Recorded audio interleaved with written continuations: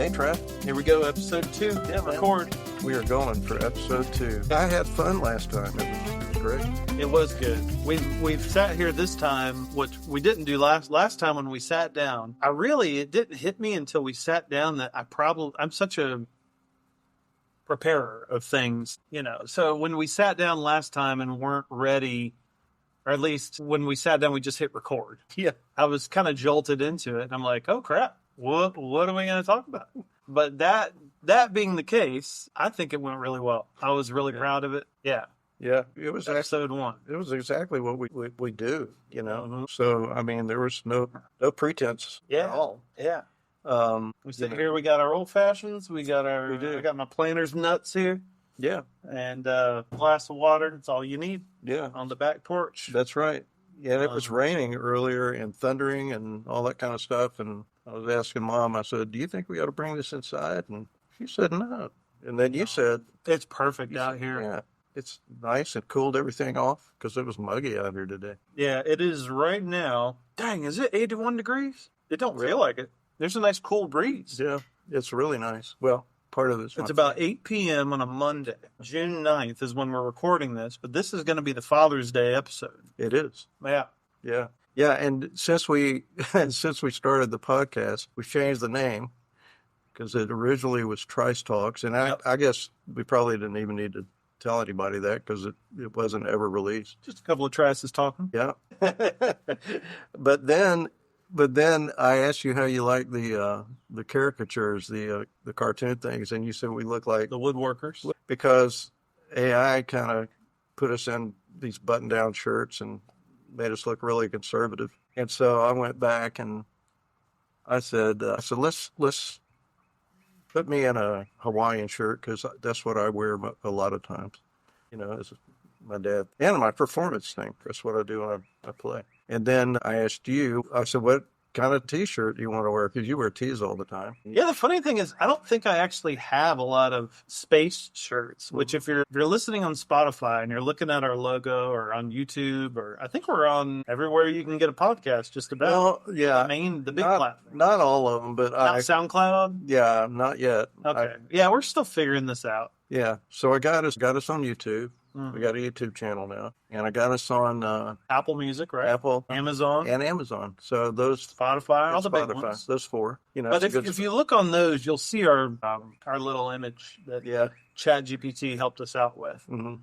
So I like it. I like the space shirt. I'm really into space. Yeah. I'm like, if it's late at night and I just want to watch a video, I really like. Shout out to the Cool Worlds podcast by David Kipping. It's one of my favorite podcasts that I listen to. And I will admit, it's probably not for everyone. You've got like astrophysicists talking to other astrophysicists. Most of the stuff is way over my head, but I'm just barely able to track a conversation. And David is a great podcast host in that he does kind of help, he understands not all of his audience are astrophysicists. We're just space enthusiasts. But shout out to David Kipping. Wow. Awesome scientist. One of my favorite people in the world. Yeah. You listen to a lot of podcasts, don't you? More in just like the last 5 years. Yeah. Because podcasts have been around a while. I know. It was funny how, remember Tom Green? Yeah, Tom Green originally had Joe Rogan on his podcast, but I think it was a little early for its time. Yeah. But it's funny because that's where Joe got the idea, I think, if I'm not mistaken, to do his. And now that's the biggest podcast in the world. But I think it's cool that you can have this sub niche interest in something, and I used to play a video game called EverQuest a lot. Yeah. Remember that? Well, boy, do I remember. 2 parts of my life. As a teenager, I played the original, and then there was a group of people that played the game that recreated it, and they called it P99, Project 1999, and they brought it back in the 2010s, and I played it again for years doing that. EverQuest is a massive online role-playing game. It's got lore, there's different races, there's different classes, you're in this whole different world, there's a map, there's deities, there's, it gets pretty nerdy. And I'm a nerd as far as that stuff goes. This was before video games were cool. That's the truth. These podcasts, there's these podcasts where like they specialize in telling the lore of like, how the god of the trolls warred with the god of the paladins, all that kind of stuff. And that's I'll listen to that stuff. Yeah. I'll listen to Joe Rogan. I do listen to a lot of Rogan. Because his guests are, I mean, dude, he'll have like Donald Trump on there. He wanted to have Kamala Harris, which that would have been cool to just see for the first time, like, these long format interviews with these public figures, which is why I think Joe's podcast and that, well, I'll say that format of podcast is so popular now because you get to really see who a person is, after 2 hours. Yeah, those things last for like 3 hours. 3 to 5 hours. A lot of them. Yeah. And they're uncut, unedited. I mean, it's just or do they? They'll do a little bit, but it's only for like, I would imagine like if someone says something, I'm sure that they're cool enough to say, yeah, we want to include that. I really don't know how that works, but I do know that they stop for like bathroom breaks sometimes. Yeah. Oh, well. They'll be like, I got to take a piss. Yes, so. Yeah, I guess they would have to do that. Theo Vaughn is a funny podcast, too. The Conan O'Brien. I like Conan. That's a good one. Yeah, I'll listen to Conan. Yeah, I'll listen to some. There's some NPR podcasts. I do like NPR in some ways. I really don't like NPR in a lot of ways, but not to get into politics. Should we avoid, what are we going to do about politics here? Because I don't know, the hard thing is like I want to be myself and share my opinions. That's what a podcast is. What worries me, audience, is how opinionated we can become as a listener of someone just because they shared their take on something. And I think that is the key to a lot of our unrest. People just are going to be offended without trying to hear out the other side. Or even if they hear out the other side and still don't agree, you can still choose not to be offended. Yeah. And just say, yeah, well, I don't agree with that, but I'm not going to let it, disturb my peace or my relationship with you. Yeah. Yeah, I kind of avoid that, especially on social media. And I mean, gosh, so many of my friends and, people, they're just posting all kinds of stuff, and I just avoid it. I just don't even comment. And you'll never see anything like that on my Facebook pages. I will occasionally post something about, my family or something like that, or share something that you've got your whole family's life documented since they were born and the kids and everything. But yeah, I see it and it does disturb me. And I'm like, I don't even want to get tangled up in that. So my Facebook pages are basically just, advertising my gigs. So and every once in a while I may, share a little something, but it's never political. Well, that's a whole other dichotomy to this is you and I advertise our businesses. I advertise my real estate. You advertise your gigs. Yes. And so having a strong political opinion, or not just political, like it could be religious, it could be whatever. Yeah. The problem is they're very emotional topics for people. They are. That people hold deep-seated beliefs. And and you isolate. But I still believe that the problem is sure, the listener can have their issues. I'm not saying I agree with every extreme thing anyone says, but we need to think about us as the listener. How are we choosing to respond to what we see? Yeah. If I see, what's a good example of someone that won't get mad if I mention? Maybe Daniel Dill. He wouldn't care even if I said this on a podcast. Daniel has some beliefs about politics, about religion that he's not afraid to share with anybody at any time because these are his, and I won't even say beliefs. These are just his musings is the way I interpret them is he wants to have a discussion. He's not afraid to talk about this stuff. Yeah. And anyone that knows Daniel Dill knows he's not afraid of who he is and, he'll share it out there. Yeah. And he's an awesome guy. So am I going to look at him, even if which I'm not saying I agree or disagree, but let's say I disagree. So that's the thing. Like, how am I going to respond to something I disagree with? Am I going to fire back publicly? Am I going to be offended emotionally and then lash out? Or am I going to just ignore it? You got all these choices. So which is the right choice? And for me, I think it does depend on the content because there are things that I vehemently disagree with. But I think that most people can still agree that we disagree with some things. What would be, well, it's hard to pull up a good example, I guess, but like right as we're recording this, I was just watching this afternoon about the LA riots, and boy, you talk about something controversial. You've got everything in the riots over there, to be fair, I'll say riots / protests, because so much is true. Is it true that the protests are peaceful? Yes. But it's also true that the riots are violent. Yes. And I use two different words there because you can't call a group of people, that are upset about whatever, Trump, Musk, ICE, deportations. They're mad, so now this Walgreens is going to pay. Like that makes no sense. That's a riot. That's not a protest because you're destroying private property. I mean, there's some of those intersections there where if you just are driving a car, they're going to attack your car just because you're in a car. Like that, we've lost all common sense here at that point. We're just mad and we're destroying stuff. Or even if there's nobody driving the car. The poor Wamos.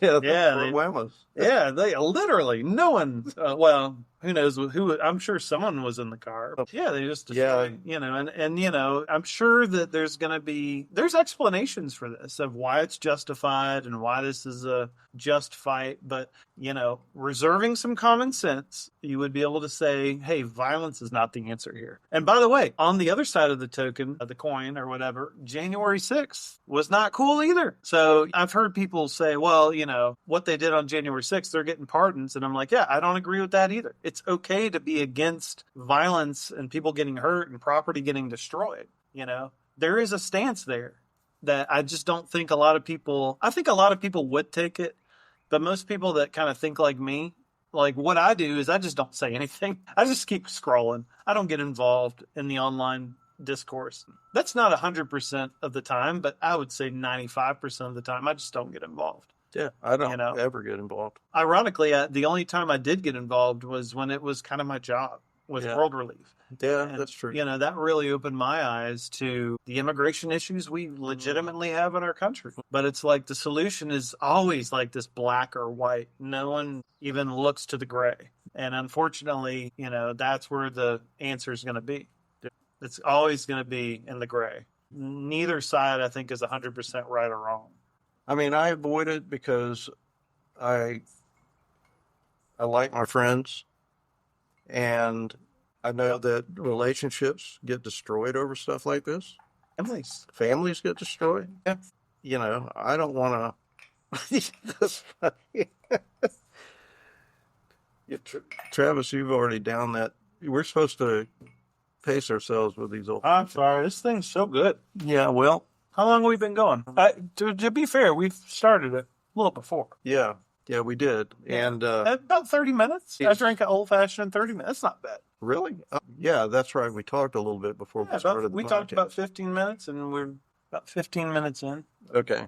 Dad's trying to shame me for... No, I'm not trying to shame you. I was just laughing because I've got these new spheres, these great big ice cubes. Oh, yeah. And the cherry got caught down underneath, and you were digging for it. I was digging for it. I got to have that cherry. So it's good. These bottles of cherries are like expensive, aren't they? These are not the Luxardos.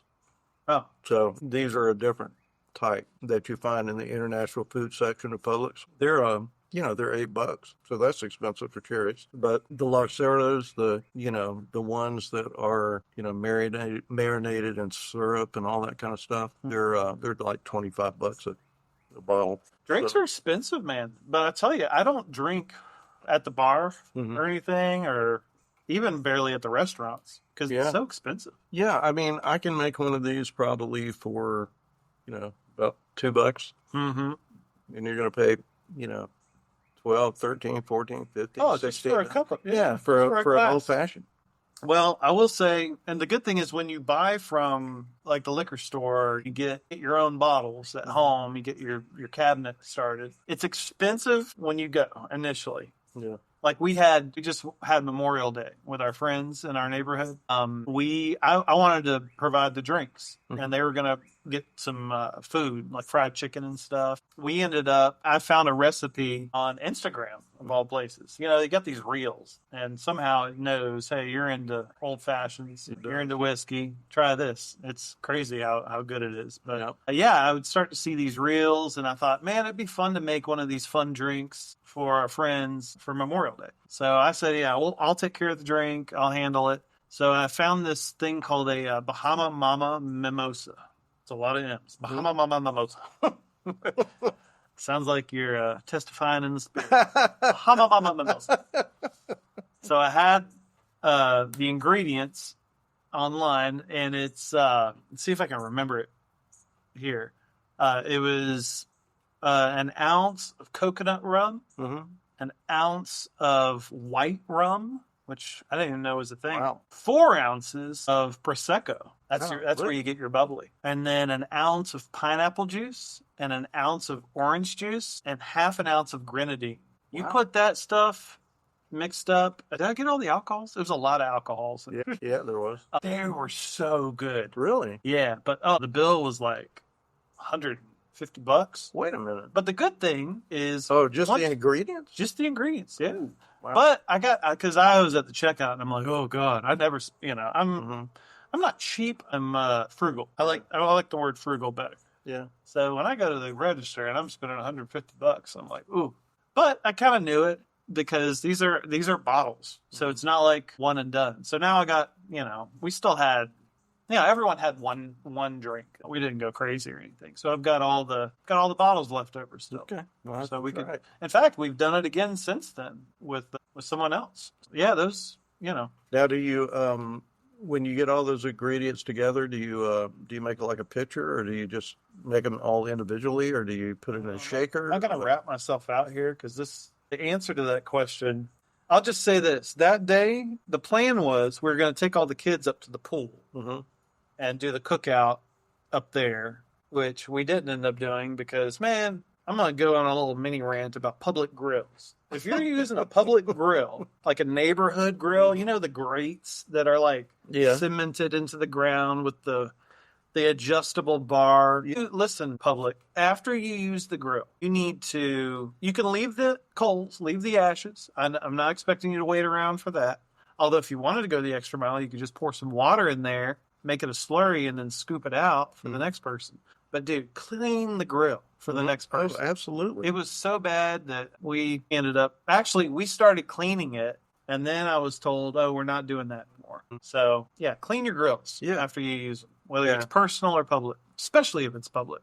You would think that's a no-brainer, but that's my little rabbit trail. Yeah, I was a big stickler for that. And don't use wire brushes. We've got the grills up there at our at our pool. And every time we go up there on a Saturday or Sunday, man, people grab that area really quick. Yeah, good. I'm glad they're getting used. Yeah, they're getting used. And I've never even gotten near it because every time I go out there, somebody's up there beating me to it. But imagine this fellow dad or granddad or dude or whoever's the grill master. Imagine coming up to this grill and it's clean. It's ready for fresh coal. The bars are oiled. Imagine that. Give that the Bahama-Mama-Mimosa. Okay, yeah. So that's a good way to do it. Well, they don't. It's not a good look if you're up at a public pool. Oh no! Some drinks to set up a bar. We're not barbarians here. No. I mean, we don't do that. That's the thing. People just want people to be responsible. Yeah.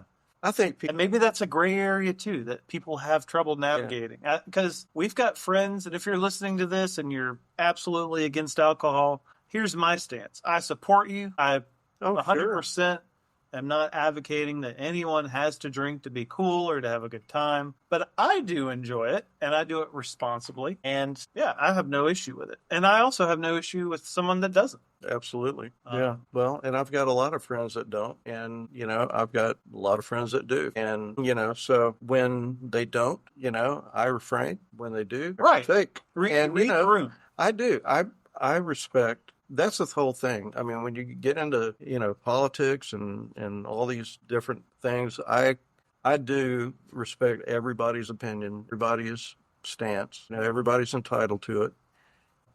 Whether you drink or don't drink, that's fine. I'm not even going to get into the whole thing.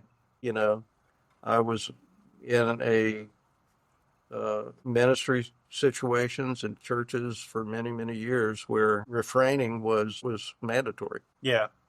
for me to keep my job. Right. And the honest truth is, I always enjoyed it, but I did refrain. I did too. Yeah, you did. Yeah. That's why we're kind of, if we do sound like we talk a lot about alcohol, it's because we're finally getting to Yeah, enjoy it responsibly it's after all really these years after all without these like years. having to feel guilt or Yeah. shame or any of that. And I did feel that for a long time. But and then the other part of it was, it was really tied to my livelihood. Yeah. I really couldn't take the risk. But when I kind of aged out of that and started doing other things where there was nobody to, where it wasn't tied to my livelihood or my income, or it wasn't any kind of a, doctrinal issue, Mhm. it was something I said, you know what, I'm going to do it. I'm going to enjoy it. I'm going to do it responsibly. And I have. What were we talking about before the drinks? So we're talking about the podcast, the Oh, platforms we're on, we changed the name of the yeah, podcast. Roots and Reflections. Roots and Reflections. That when we started talking about this, and we started going to, just kind of looking at getting suggestions from AI and stuff about, the father and son podcast. Roots and Reflections was something that came up really early, and you kind of jumped on it and said, "I really like that." Yeah, because I looked at the YouTube channel and I created it in like 2023 or Mm-hmm. something. Yeah, So it's been that long. It's been a few years. So when we say we've been talking about doing this for a while, we've been talking about doing this for Yeah. at least a So couple of years. why did you like that name? Because the purpose of this whole thing is really just to have a digital archive of us, of our relationship. Yeah. Because one day we're going to be gone. And before this, we were even talking about like we can get into this more because I want you to share about it. But we're talking about Father's Day and our fathers, and you were finding out like new information about your grandfather, your great grandfather. And I got to thinking, I'm like, I don't even know them. I don't know what they did. I don't know how many kids they had. I don't know what their lives were like. And so what's cool about the digital age, which will start probably with millennials as they become elderly, and coming up in the next 20, 30 years, we're going to start seeing this, is people's digital legacy will be so obtainable and what word? Collatable, archivable, to where you could easily look up and almost build the life of someone for you to view and understand. Yeah. Does that make sense? Yeah, it sure does. So like my grandchildren who aren't even born yet will be able to know more about me, way more about me than I was able to know about my grandfather, who I never even met on your side. Yeah. And much less the great and the grand. And that's what's cool about like this podcast. And that's the whole purpose of it, is even if no one else listens, that's fine, because I just want, these words maybe to be heard by my grandkids one day, just to give a window into who I was, who you were, what our relationship was like. Yeah. So we have deep roots, and we haven't even explored those roots to the extent to which hopefully we will. And and I was just thinking about this Father's Day podcast and coming up, and a friend of mine, Debbie, and I was teaching her guitar for a little while, and she is really into ancestry.com. And one day she just emailed me and she said, "Hey, I've got some information on your father." I think I was talking to her, and said, and told her I just didn't know much about my grandfather. My father, my grandfather. And all of a sudden, within an hour or two, she had all these census reports and all this stuff, and she had taken screenshots, and she was just sending me this stuff. And all of a sudden, I'm seeing the history. I'm seeing my great grandfather, my grandfather, my father. And she got this from Ancestry.com. Ancestry.com. I was looking at it and I was just amazed because. So how does that work? If you have a membership with them, can you, I guess, because you can search for anybody, I guess. Wow. Well, yeah. And so she did. And she did that for me. I mean, normally people that are doing that would want to do it for their own families, but she's just such a sweet person, Debbie. I love you. And so she did that for me, and she started sending me all this stuff, and she sent me one email that ended up to being a thread of about 10 emails. And she said, boy, your family sure liked the name Robert, because there was Robert Jr., all these Robert Trice Jr.'s. And so my grandfather was Robert. Well, My grandfather. what was his name? What was your grandfather's name? Well, his name was Robert Trice, but I don't know what his middle name was. I guess I'll have to look that up. It was a Robert Trice. It was a Robert Trice. His great-grandfather was Robert. And then my dad was Robert. Or Robert. Yeah, so the given name was Robert, and then I was Robert. Did you ever want to be a Bob? How did you get Rob or Rob? Oh, well. When did that name? Okay, so my dad was actually they called him Sonny when he was growing up. You probably don't even know that. But that was his nickname growing up, Sonny. Sonny. Yeah, and so the idea was, his given name is Robert, and we're going to call him Sonny, and then when he gets older, he can kind of drop that or call himself Bob or Rob or whatever he wants to call himself. I don't really know how he became Bob, but by the time I was born, he was Bob Trice, and he was Bob Trice until he passed away, and he was a junior. Well, his name was Robert Arthur Trice. His dad was Robert Arthur Trice. Ooh, Arthur is in our name? Arthur is the middle name. I like Arthur. Yeah, it's a great name. Yeah. So you got, and King Arthur. I love King Arthur. Camelot. So you got Robert Isn't that Arthur. based off of MacArthur? I don't know. Our neighbor, Allie, I think that's her family name. Maybe so. I think it's a British. Yeah. Trice is based off of the name Beatrice. And I don't know if you even knew that. And we were looking up anybody else that had the name Trice Talks on Spotify. Oh, yeah. Yeah, and this lady came up and it said TRICE Talks, Trice Talks. And then I listened to one of her podcasts and she said, welcome to Trice Talks. So we get mad at people for mispronouncing our name. But you know what? She didn't mispronounce it.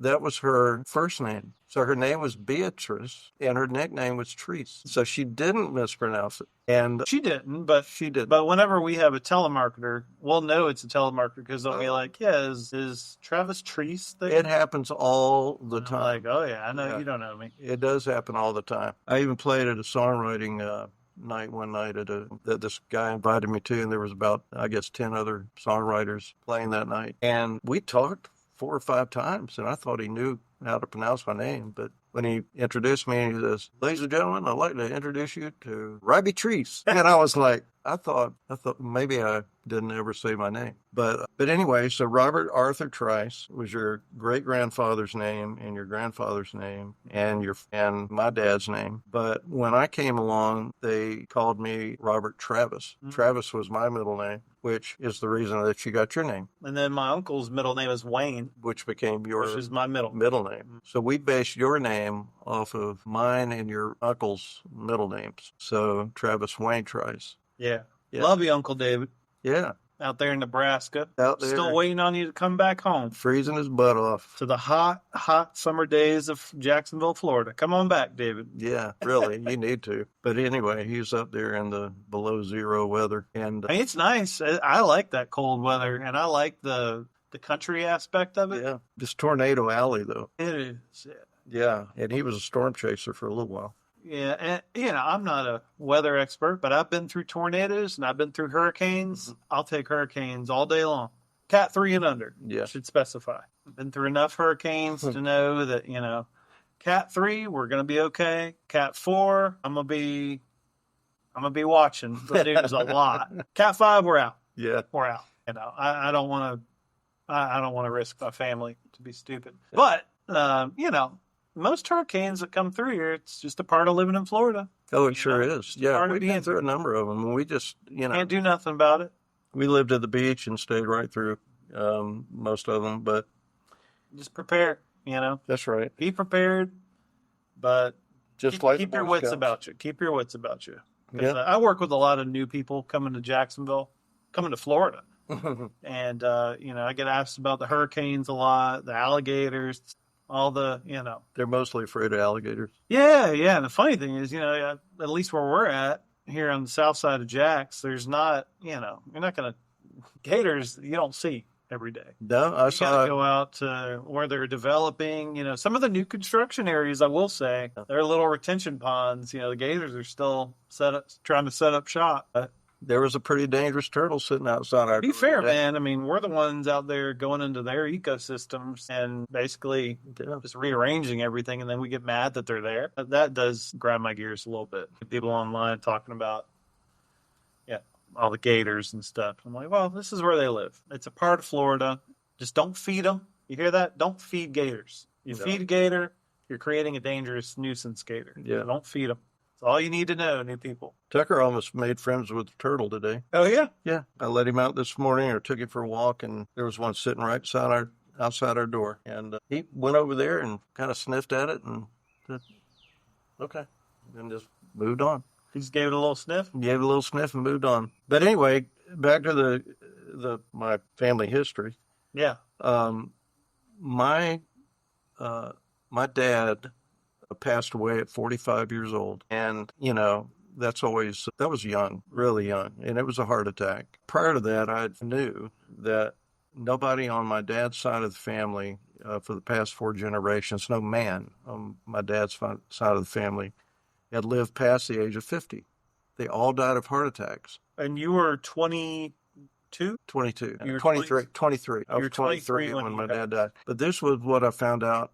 I mean, I knew this, but I had to revisit it today before we got up here to record. I went back and I looked at what Debbie found, and in the census that she sent me, I was asking, or Mom asked me today. She said, your dad must have lost his dad young.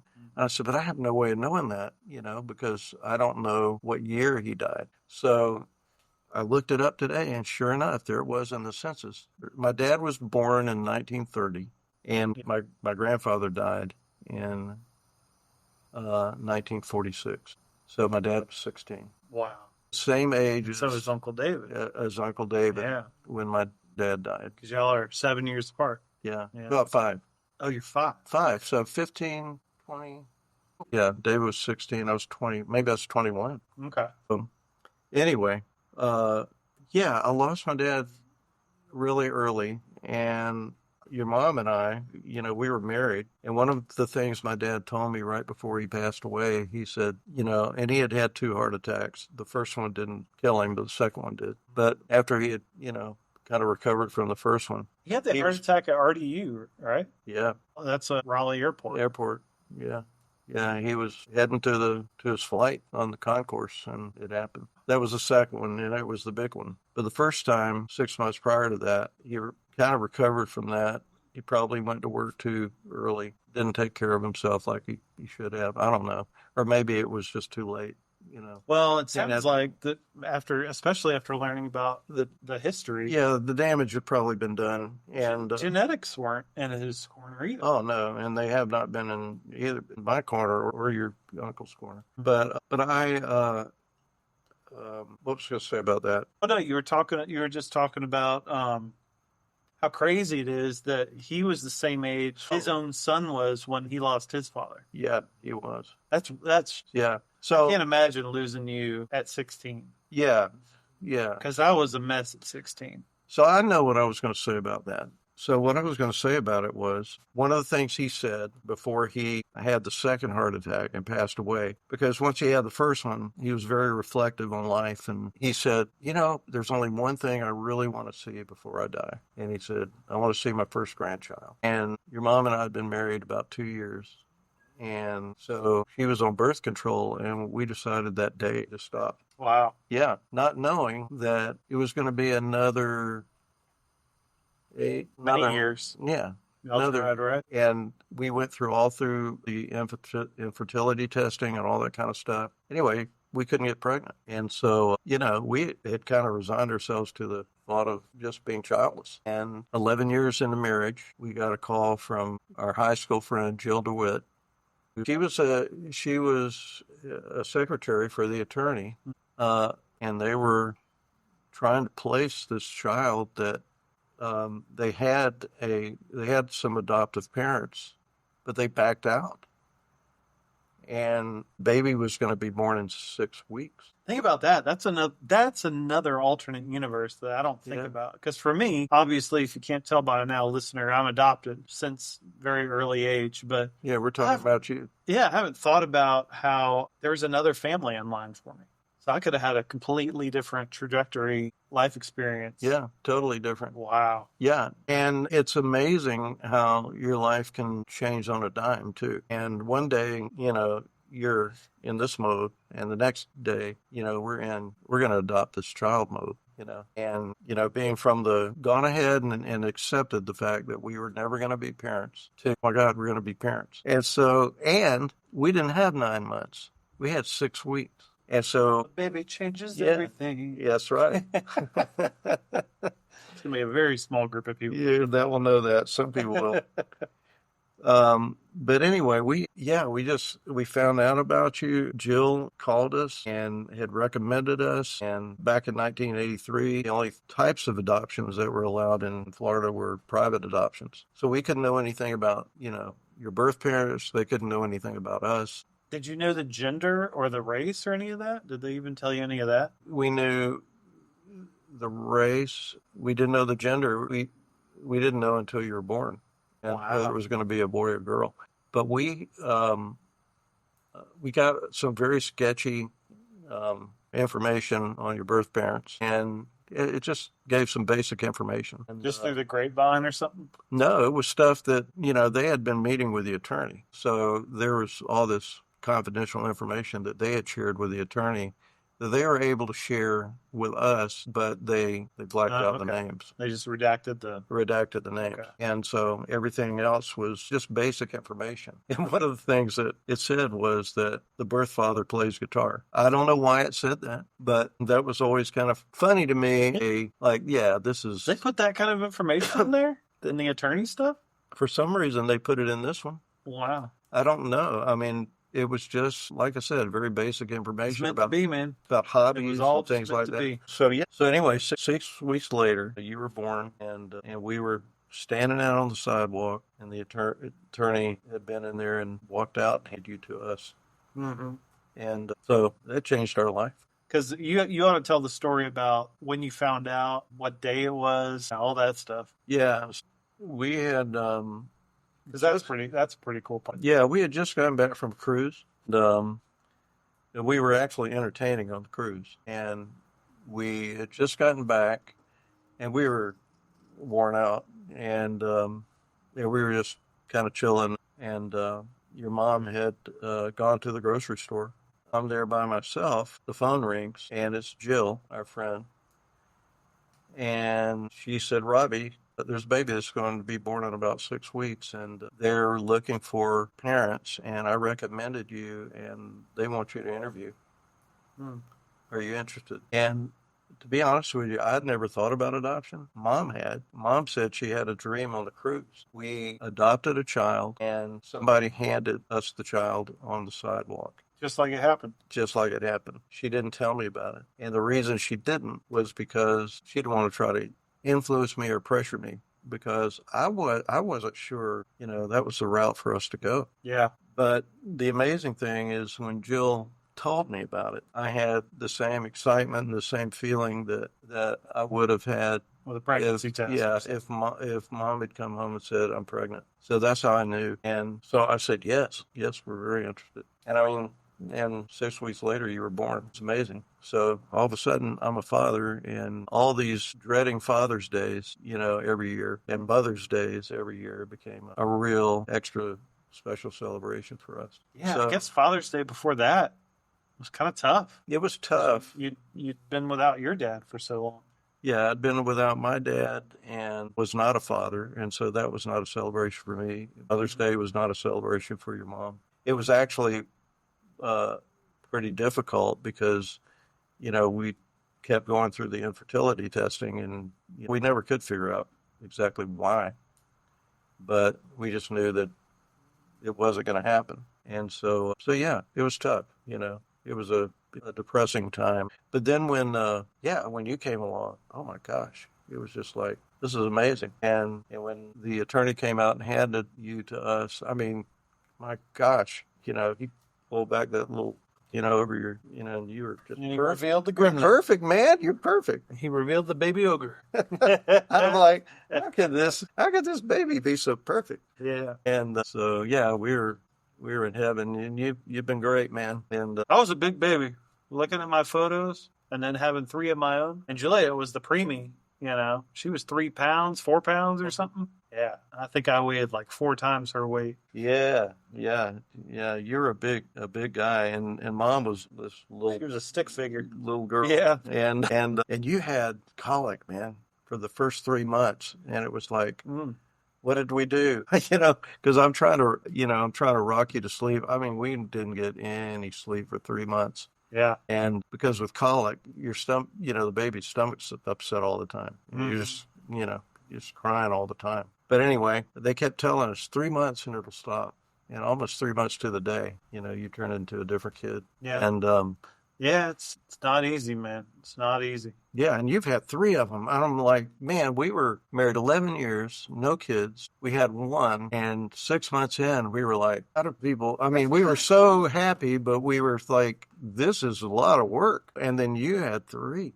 And so Yeah, not only three's hard Yeah. for 2 parents. But I call it you can't go in football. You have man-to-man coverage, where basically everyone's covered man-to-man. But when you're switching up your plan, you switch to zone coverage. That's what parenting's like with 3. You start into we're doing the best we can. Are we doing the best we can? That's the question every day, sun up and sundown. Do the best you can. That's what I think any parent that has, any amount of kids would say, but especially like 3+. And some of these people with 4, 5, 6. Yeah. Your grandfather had 9 kids. I just said that.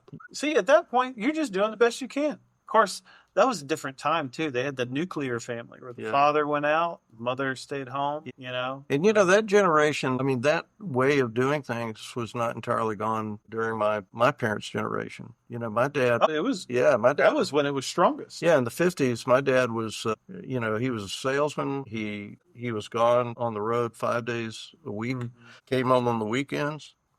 Yeah. Went fishing on Saturday, got all prepared and got everything together for his next week on the road. And Sunday afternoon, he was out the door again. And so that happened for a long time. And so there wasn't many. That's why I don't have many childhood memories.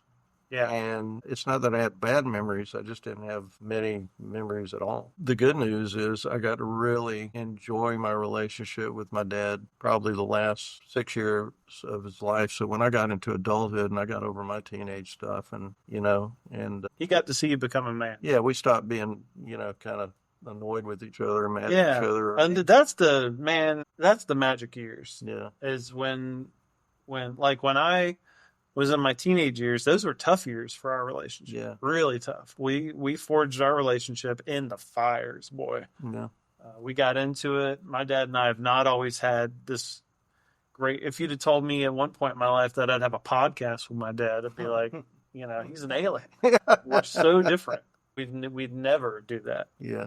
And then, you grow up and you're like, man, I was such a dumbass. I'm sorry. I'm so sorry. Well, but you grow up and you start putting your life together and you start seeing life's hard. Family's important. Life is really hard.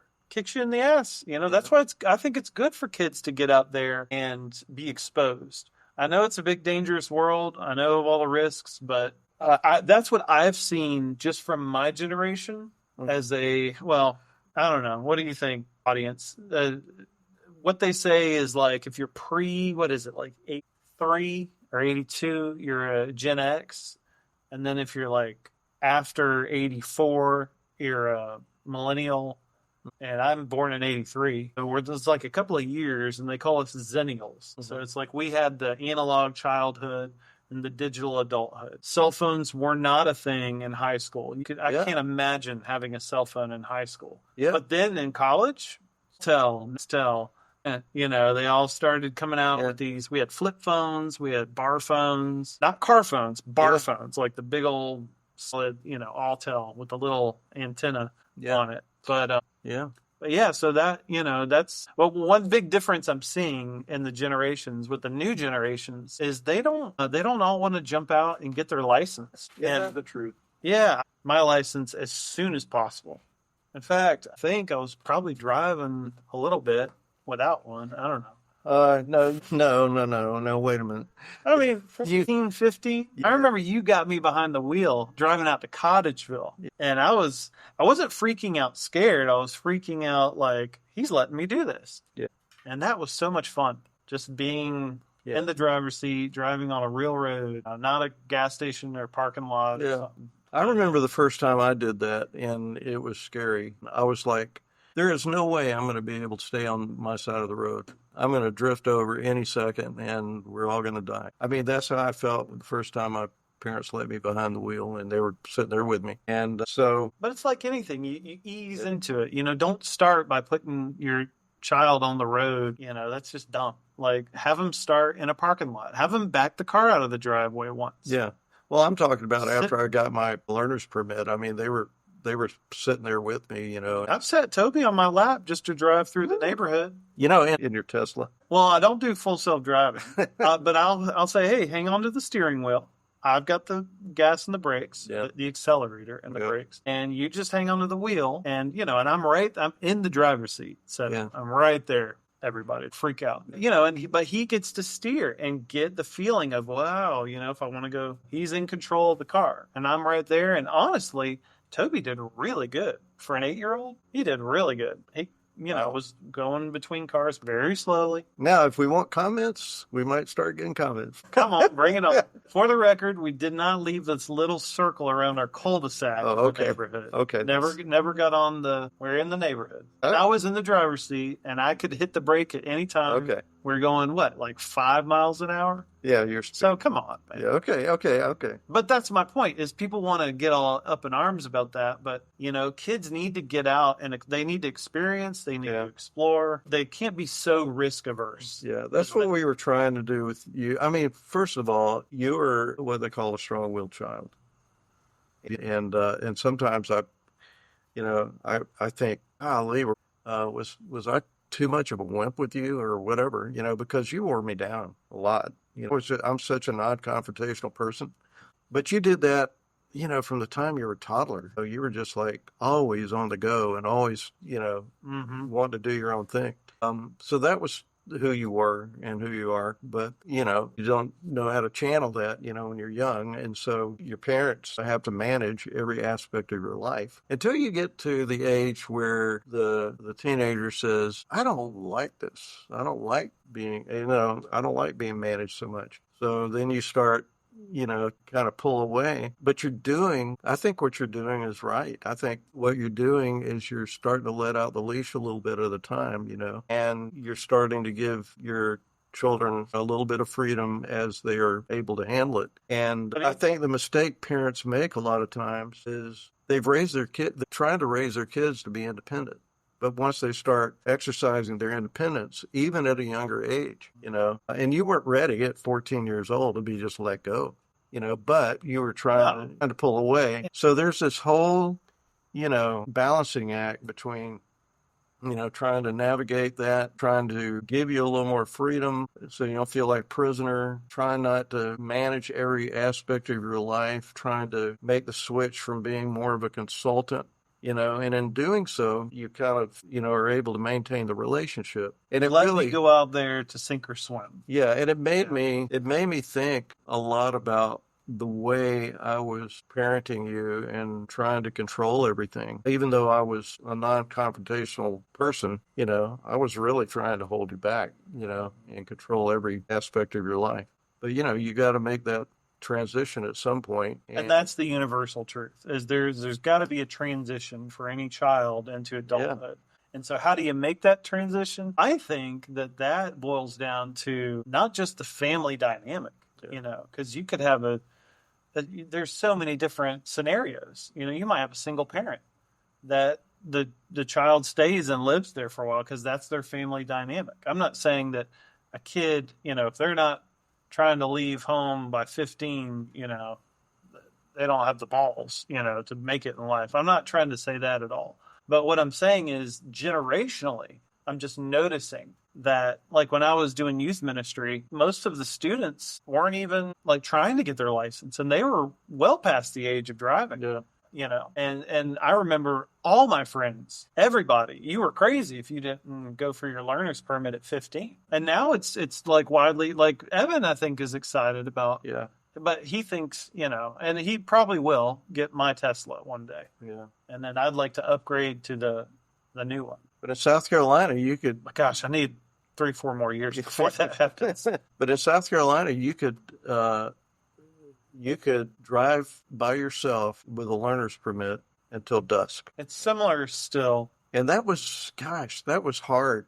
That was hard to let you go that first time and the second time and the third time and the fourth time. And, 2 or 3 wrecks later. Well, yeah. Well, I'm probably a prime example of why to be more protective of your kids. But you were, man, you were just so. The car surfing one where they revoked my license for 6 months. Yeah, that was a good lesson, though, wasn't it? And somehow, man, I believe that was a highway patrol, which I don't know how he found this. And we were in a neighborhood, and we were doing donuts in a cul-de-sac, and I was driving. And then my friend Eddie was on top of the car, holding on to the luggage racks on top of the Blazer. And this highway patrol guy just pulled up and got out and yelled, "You got a death wish? What?" This is Charleston, and what, like 98? It's like smoking the bandit, huh? I mean, I didn't, I was very compliant, very respectful. Yeah, he thought there's no substance abuse. It's just us being boys, being dumb. But you had that car, man, and I did dumb things with it. I don't think anybody else had one. Yeah. So if you want to finish that story, we went to court, and I don't know what happened. For some reason, I wasn't able to get to court that day. And Mom took you to court, and it was literally on your 16th birthday was your court date. Oh my gosh, I forgot about that. Yes, it was your 16th birthday. What a birthday! So, what a birthday! The officer got up and explained what happened and what he observed. Yeah, what he observed. And at some point, the judge asked Mom to come back in his chambers to talk for a minute. And they went back there, and he said, "Look," he said, "I did stuff when I was a kid, and I can do one of two things. I can go ahead and, fine him, for." It was like 5 or 6 things. And then your insurance would go up 6 times the amount it is now, and thousands of dollars. Or I can take his license, I can put it in an envelope and put it in my drawer for 6 months. 6 months later, if he hasn't done anything, he'd come back and get it. That's a good way to handle it. You're not happy about that, judges. That's a great decision. That's a cool judge. I don't know if you did then, but man, what a great judge he was, and what a smart thing to do, because you hated it, you were upset about it, but I was also like, crap, I have a court date. Yeah, this is not good. So, but I think I remembered I dressed up, and I want to say I had the long hair though. Yeah, I had my long hair. Yeah, you probably wasn't that when I had the long hair? I think so. Yeah, I've only had long hair once in my life, and that was it. Yeah, that was that whole few years was kind of tough, but are those 6 months, during that 6 months, you'd gotten a job at what was the guy that did the stuff? Bell. Yeah, Mike Bell. The piano player. Yeah. So I think he passed away, didn't he? He did. Oh, man. He was a good man. I was sad to hear that. So you worked for him. He gave you a job. And we had to drive you out there every day. Yeah, and I worked with a guy named Skeeter. Yeah? Skeeter. His name was Skeeter. I knew a guy named Skeeter. Yeah, he was so nice. I loved that job. What a great first job. And Meemaw would drive me. Yeah, Meemaw would drive you, and then we would drive you. And her white Crown Vic, because I couldn't drive. No, you couldn't drive. I remember I'd come home and I'd be like, "Mom, I need to be driving because Meemaw cannot drive." Then we did it, didn't we? Yeah, we didn't let She wasn't only. It wasn't like the slow old lady. Yeah. She moved. Yeah. That's what made me nervous. Is her movements on the road would be like that, and that Crown Vic could get up there, boy. Yeah, this is your grandmother. This is your mom's. Yep. She lived with us for quite a while. Yep. She lived with us for how many years? 7. Yeah, 7 years. So she was just a part of family life as a teenager. But when you got your license back, I don't think that ever happened again. And I mean, well, the car surfing didn't happen again, but you didn't have any other wrecks. You did really well. I mean, if you did have a wreck, I had other wrecks, well, but you had other those wrecks. were all let's talk about vehicle, the Blazer. Were the wrecks in the Blazer all before that? Yeah, Okay, so the pinnacle was because yeah. I remember I hit a mailbox, didn't I? I don't know. I thought that was me, but you hit a I mailbox. thought I hit a mailbox. Yeah, maybe I did. Man, I don't know. Well, I My know memory of those couple of years is one. very foggy. Well, one day you called me and you said, "Look, I've had a wreck. It was raining, Yeah, and that's what I was you thinking. hit the brakes. You skidded. I don't Yeah, know. Did you hit a that mailbox? wreck was crazy because I had like 5 friends in the car with me, Yeah. and you would think, oh, so y'all were goofing off. No, like it was pouring rain, and there was a hill that went down that neighborhood where that guy Danny lived. Mm-hmm. Danny was a kid. Everyone hung out at Danny's house in Right. high school days. And Right. we were going over to Danny's, Right. and there's this long hill that goes down and then it goes up. And we were driving, and I saw someone hit their brakes in front of me way in advance. And I hit my brakes, and then the brake pedal sunk. Like my foot didn't even need to push it down because my brakes locked. So when your brakes lock, you can't release them. You can't release the brakes off your tires. So the brakes are just clamped, stuck. So I was in the car and I started pumping the brakes. I'm like, hey guys, the brakes, I thought they weren't working. And I remember they were like, hey, turn off the road. If you can't stop, turn off the road. Because we had enough time to have all these discussions. And so I turned the wheel all the way to the right to turn off the side of the road into the grass, and the car didn't turn.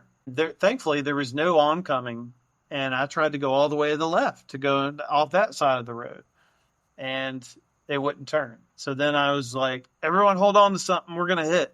I mean, I had no control. The vehicle was just a brick floating down this hill. Yeah, and we hit this car, and she, I think, hit the car in front of her, and then, yeah, so it was like a 3-car accident. Oh, man. It was bad. No one was hurt, thankfully, and none of the cars was hurt.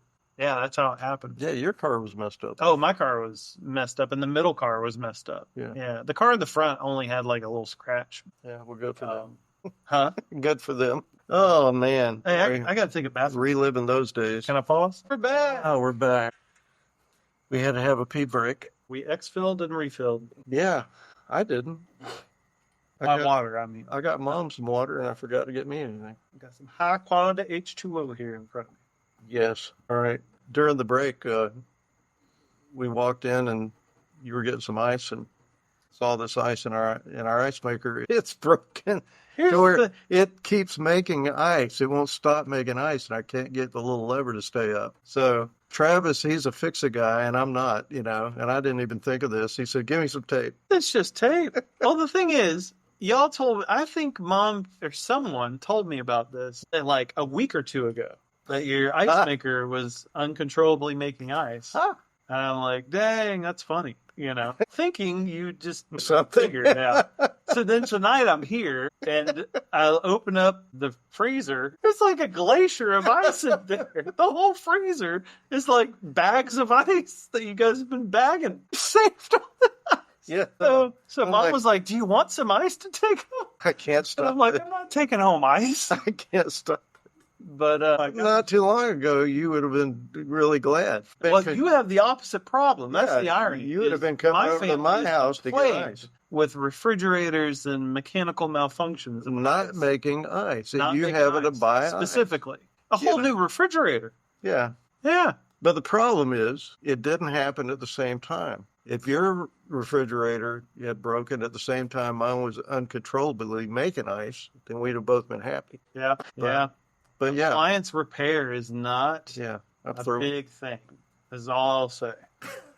Because, oh my gosh. Let's put it this way. This issue for me started in February, and it's still not financially resolved between me and the appliance repair guy.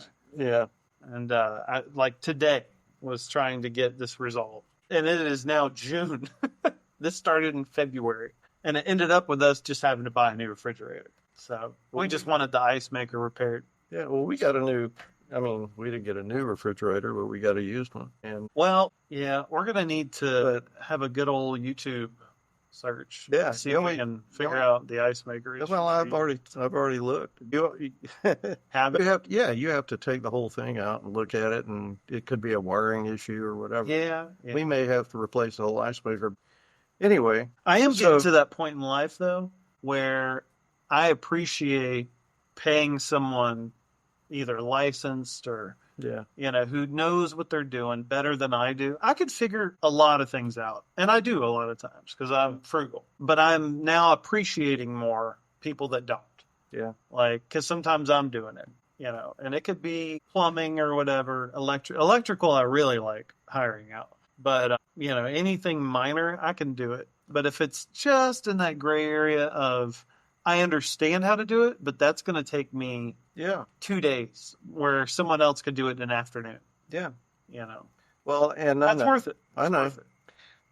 and I do my best. I YouTube things, and then if it looks like it's going to be too difficult, I just kind of, well, I don't. I procrastinate, Yeah. and I just let it keep making ice. And I've given ice to my neighbors. Yeah. Well, hey, it's a good problem to have. It is. Better than the opposite. It is. It is. But in all fairness, I didn't break it.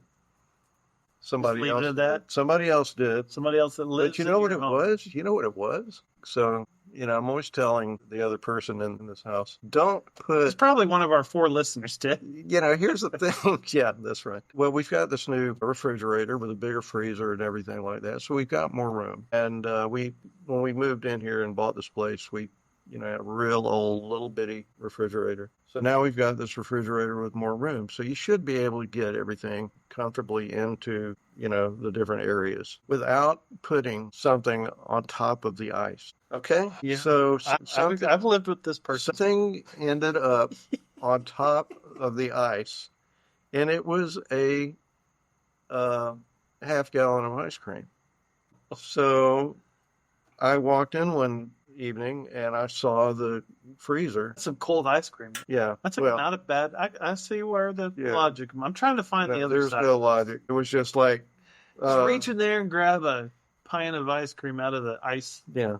pile. It's like I don't have the time or the energy to open it up and put it underneath. So I'm just going to drop it right here. And so I walked in there. Refrigerators. So I walked in there and I looked and I saw that we got a bottom freezer like you do. And so it was open, about an inch. And I looked down there and I said, oh, this thing's open. So I pushed it. And when I pushed it, the whole thing pushed against that little wire thing that Popped it. that controls your ice. And it you popped can't it. get the dang thing out. That's what I was trying to do earlier. I'm like, if we can pull the ice maker out, Yeah. we could see where this thing was attached. Yeah. But it's way back there. Yeah. And it won't, it's like static. It won't move. So when I pushed it, I thought, it just got left open. So I pushed it and it wouldn't close. But I pushed it enough to where it, popped that little wire thing out. So I opened it up and I looked down the what's left of the half gallon of ice cream is smashed, just smashed. And so I pulled that out and then I started trying to get the ice maker thing to go up and it was just like, it wouldn't go up. But let's see if the tape works. We're about to find out. 2 pieces of electrical tape. Will it hold in sub-zero temperatures? Will it hold? We'll see. Yep. Yeah. And then I know this is off the subject too, but when we're talking about, crazy things happening. These are fatherly things. Yeah. Last week, well, it's been almost 2 weeks now. I come home on a Thursday night and Mom and her friend are sitting here on the couch. So we got some bad news for you. I said, what?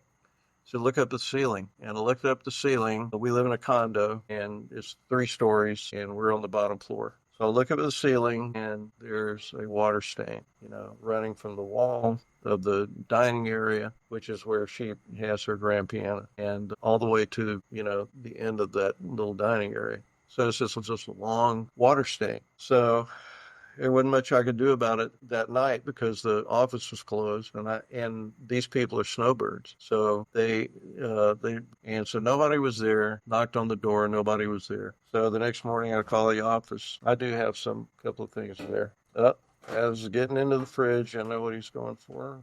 Oh, there you go. This will surprise you. What do you think I'm holding? Okay, I don't know. Let's see. Oh, okay, all right. Astro Azul. Look Yeah, at that. boy, look at that. It's been on ice. You're talking about being on ice. It's gonna be cold. Yeah. Oh, is it frozen? Is it inside? frozen? What? Is it frozen? Oh my gosh. I didn't know that Frozen. little mini fridge would do that. I didn't either. All right. Well, there's other stuff in there. We're getting to a second fridge tonight. You're making all kind of noise. Your Guinness are all frozen up. Yeah, they are. I just want to see scientifically, does a Guinness freezes? Wow. Does it? So this one, its problem is it's freezing everything. Everything's working too good over here. Yeah. Yeah, I think so. Gosh, I don't know. Well, we got to wrap this up soon, I guess. I don't know what our time goal is. I thought maybe an hour Really? each Okay. time. Yeah. Yeah. The last one was 34 minutes. Yeah. Yeah. I could have kept, of course, I think that we kept going after We the could- last one. We just didn't record it. Yeah, we can always keep going. But I thought, we don't have any plans for Father's Day. We don't yet. You know, we always go somewhere. We usually go out to eat, right? Mm-hmm. I got a little something I'm going to give you. Likewise. So, but Kind of exciting, though, when you get to go to a restaurant you're on board with. That excites you. That's pretty cool. So we got to be thinking about that. yeah. Where do you want to go? I don't know. Just thought about it just now. I'm like, Yeah. this is our Father's Day episode. What are we doing for Father's Day this week? And we don't Yeah. even have plans. No. Although that's kind of every year. I feel like I feel like most dads don't know exactly what they want. At least I don't. It always comes up and I'm like, oh crap, it's my decision. And then Yeah. you think, well, I want everyone to enjoy it. Yeah. Yeah. So I just like the fact that we're together, that we're celebrating together. exactly. You know? Atmosphere to me is, Yeah. What's the best atmosphere? And yeah, do I enjoy the food? Yeah. So we got to figure that out. Okay. Maybe I don't know. Are you thinking steaks or burgers or? Well, we're talking about Seafood? doing that for your birthday. Yep, the steaks. Now, there's this place in Amelia Island, and what is that place called? I can't pronounce Oh, I'm it. not even gonna try. I can't pronounce it. You're the one that's been there. Marche Brulee. Brûlée. Michael Bublé. Yeah, So Marche. anyway, yeah, Robert Goulet. I can't remember. But anyway, it does exist. I looked it up. but here's the thing. So Mom wasn't just Yeah, it's awesome. yeah. Not so much. I mean, the little, sandwich shop is fine, but they have this thing during the summer that runs for just a few months, and I think it's Friday, Saturday, and Sunday, and it's called Stakeout. And they set up this outside barbecue. I mean, it's a real brick barbecue, and there's this guy out there that cooks these steaks to order. They're huge. Ribeyes. Yeah, they're huge bone-in ribeyes. They're gigantic. I'm excited about this. They're about, 3 inches of thick steak? And it's a French restaurant. It's about a They're thick, gonna have yeah, some good sides. yeah, but this is, so they kind of get away from the French thing, and it's just like baked potatoes and use your salad or something like that. But anyway, what you do is, so two people can eat one, can share a steak because they're gigantic. And then you each get a set up of sides. So, yeah, so that and the atmosphere is really neat. And, they usually have live music out there. But if they don't want steak, can they order something else? They can. Okay. Because Jess isn't a big steak girl. Yeah. But she used to be, didn't she? she'll eat it, but I want her to get what she wants to, Yeah, well, if she doesn't want to get that, you and Beth maybe can share the steak. Because, That's true. She might like a good steak. yeah. Beth is your mother-in-law. Mm-hmm. And so, Yeah. yeah, she'll go with Yes. us. She is. She's wonderful. And so is Jess. I let Beth borrow my Sawzall the other day. Gosh, what is she doing with a Sawzall? Well, that's Fixing her ice maker? yeah, she's a get her done girl too, man. She sent me a text and just said, "Do you have a reciprocating saw?" And I'm like, "Why, yes, I do, and you can borrow it.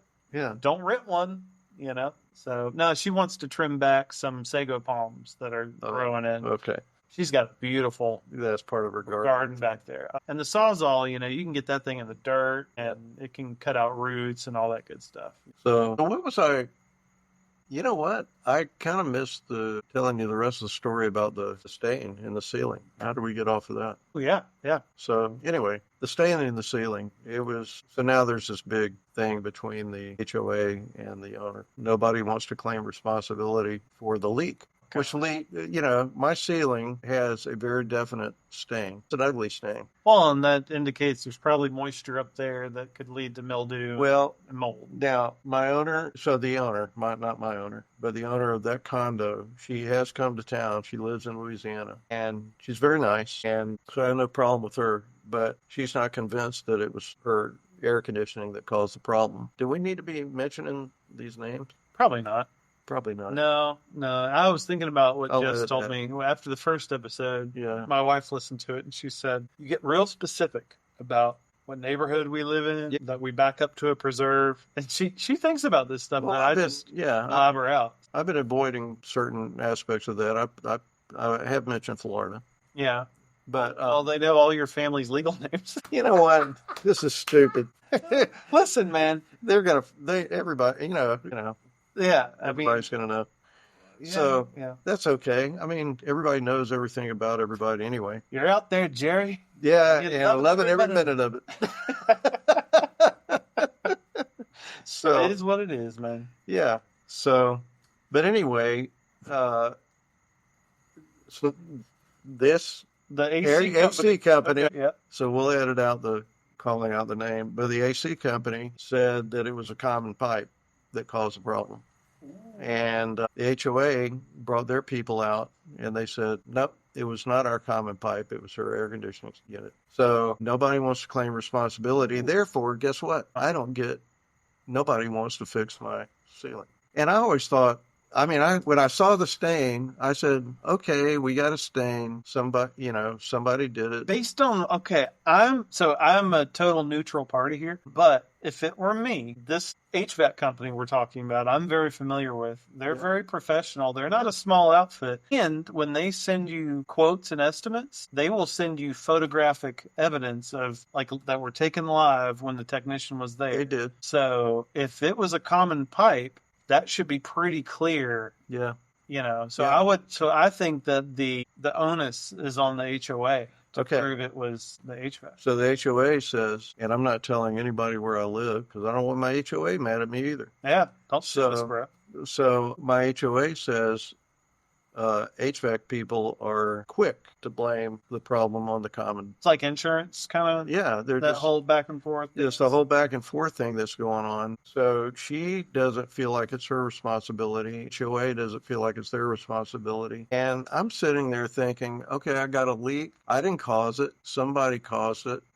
Somebody's going to fix it. At least it's not going to be my problem to fix it. Guess what? It's my problem. It's not going to get fixed. No. I've got to fix it. See, I disagree. It is not your problem, but it is going to be your problem until they find a guilty party. So all you need to do, you're the third party that was affected. You're the guy that lives underneath, that got leaked on. Somebody owes you a new, ceiling with mold remediation and all that good stuff. Now, they did that. They did the mold remediation. They had the company come out, the leak and mold people. She came down. She's going to send me the report that there was no mold or mildew detected. Cool. And they did get into where... Good for her. I think this homeowner, she sounds like she did everything right. She had people out there all week long. She's replacing her entire air conditioning unit. That had to be a big leak. Yeah, she's replacing her unit and all that. So she's done everything that she needed to do. The only thing that she hasn't done is included me in the repairs. And said, this is, but she still thinks the HOA should take care of me. So she has the option of just taking care of you now and then seeking that from the HOA along with all the other water damage. I don't know if she could get a new HVAC. Yeah, but it's nice that she is. Certainly they're not responsible for that. No, her HVAC was unless like the common element is why the HVAC was replaced. I don't know. But there's so much we don't know in this scenario. It's hard to. But I will say, in your position, I think you just need to mention it to her that you'd like to know, how that should be resolved. I think that you can say that. Oh, I have. And so what did she say? She said she has pretty much said, I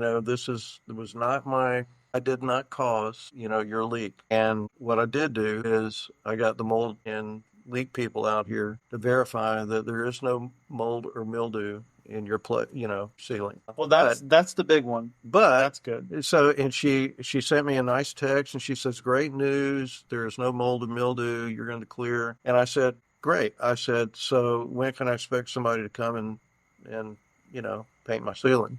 Okay. And she still feels like the whole thing was triggered by a common pipe that got backed up. Okay. And So what I would do then is then copy her in the HOA and just say, I understand that this is still being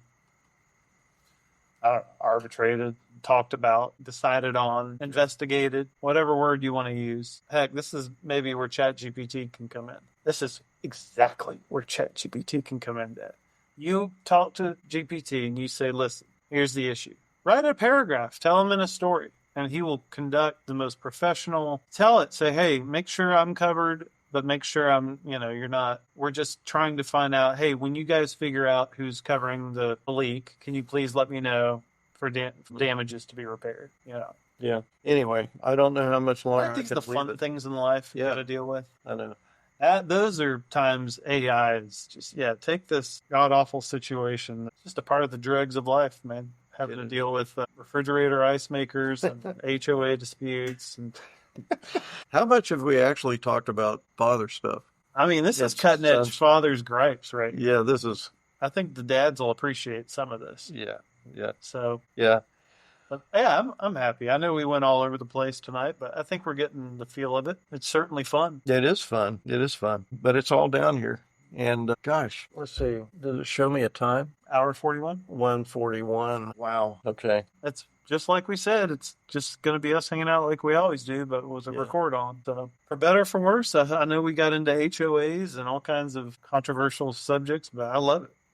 It's raw, you and me. Yeah, it is. Yeah, I wouldn't want to share it with anyone else, man. Yeah, you neither. Yeah. It's been great. And the good news is your teenagers can go through stuff and they can almost feel like, they have no relationship for a few years, and then at some point in life things can turn around and you can be the best of friends. And that's who we are. I think what we'll need to do is navigate an audience.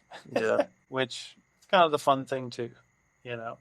I imagine my kids' listening to this one day and being like, oh, wow, how interesting. Yeah. Just how interesting would it be to go back, to our ancestry Yeah. and just hear their conversations, what their lives were like. That's pretty cool. It really is cool. Yeah.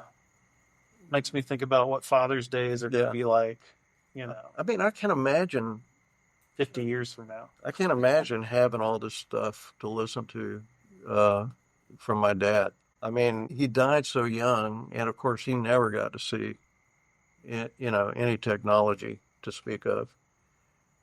Which is ironic because he sold electronics for Sharp. Yeah, so he sold typewriters and ad machines and copy machines and stuff like that to businesses, and so that was his business, and he would have loved, the technology age that we're in. He would have loved computers. And he never got to see any of that. I mean, he got to see. I think AI and stuff like that, though, kind of freaks out. Yeah. I mean, it freaks out my generation. Oh, it does. I mean, I'm freaked out by it. I mean, I'm just kind of like, I'm looking at it and I'm seeing what it does and creating this stuff. And I'm like, just 6 months ago, I was trying to do a cartoon characterization of us. And, this company wanted like $200 a year to sign up, to make a cartoon of you. And I asked ChatGPT to do it. And in 10 seconds, boom. And so it's crazy. Well, the helpfulness, the intuitiveness is what I'm really enjoying about it the most. Yeah. And these will probably be considered early years, obviously, the longer time goes on from this recording. But like as of now, I'm using it daily for work, I'm still giving the guy my taxes and all that stuff. Mm-hmm. And I needed to get my mileage. And in real estate, I drive a lot. I have a lot of miles, a lot of miscellaneous stuff and trips. And I normally have to manually do it. I just look at my Google Calendar, and then I got to pull up maps and figure out how far, what a distance it was. And, I do it in an Excel spreadsheet or in a not Microsoft, Google Sheets. Mm-hmm.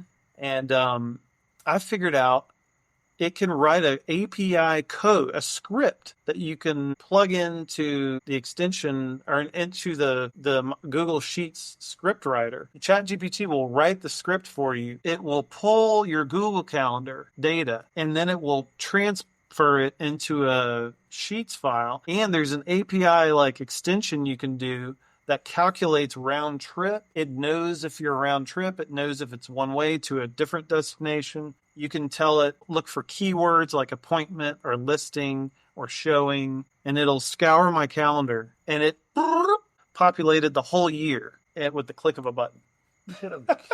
Yeah, it's little stuff like that. Look, man, you can buy apps I just do it spent for you, 4 hours doing but that. I did it for free, like in a second. Yeah, and it's that kind of stuff. It's like, maybe one day AI could be like, hey, AI, or, large language model, this HOA and this homeowner are in a tiff about the plumbing. Here's the facts. Here's the material evidence. Upload that and then get a decision.